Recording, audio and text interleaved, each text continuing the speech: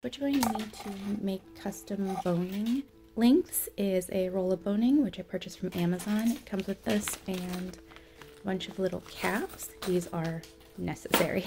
You're going to need really strong snips. I think I got these from Amazon for like $10.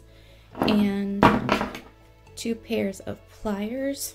I do recommend having one that has flat edges.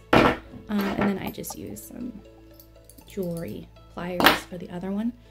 Once you have it the length that you want,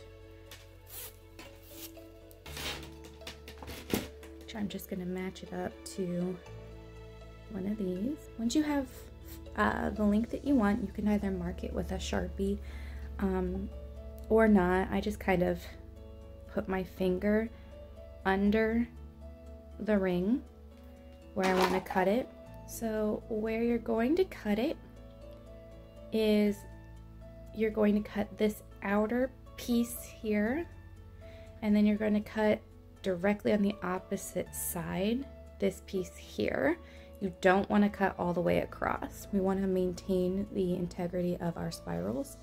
So I am going to take my pliers or snips and take just the very edge. Now these snips are incredibly sharp, so be very, very careful.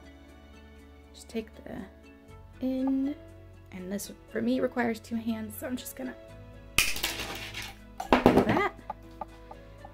And then I'm going to find where I cut it. You can see that it is cut. So now I'm going to go directly across to the other side, right here. So now we need to seal the ends of the boning.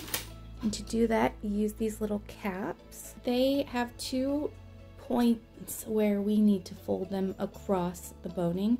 They're going to come in like this, and you're going to squish it down like that.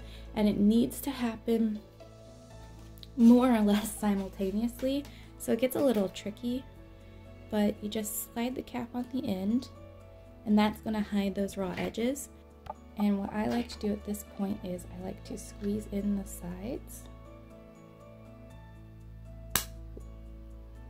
with the flat pliers.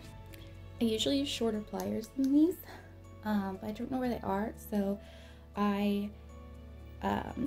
the majority of my force is right here, so I'm going to slide this all the way down,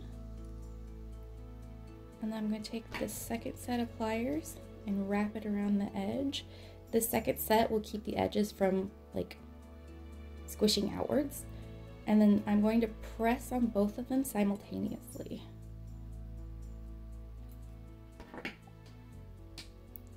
So it's still very loose, it's not snug. So the next thing that I like to do is take the flat pliers and crimp in these edges a bit. You'll notice it starts to push out this way. So I'm going to first do this, and then I'm going to take my flat pliers again, and I'm going to repeat the motion.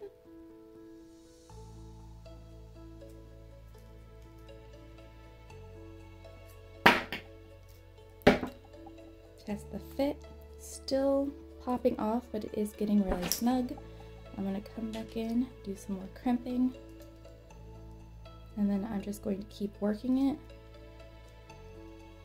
until it is secure. And I'm sure there's a better way or a machine that could do this for me, but this is what I have right now. Ah, there we go. That's pretty good. So I am going to do one last little push here on the end, just to make sure that this is pretty flush against the edge of the boning. And there you go. Do it to the other side. And you have a completed boning.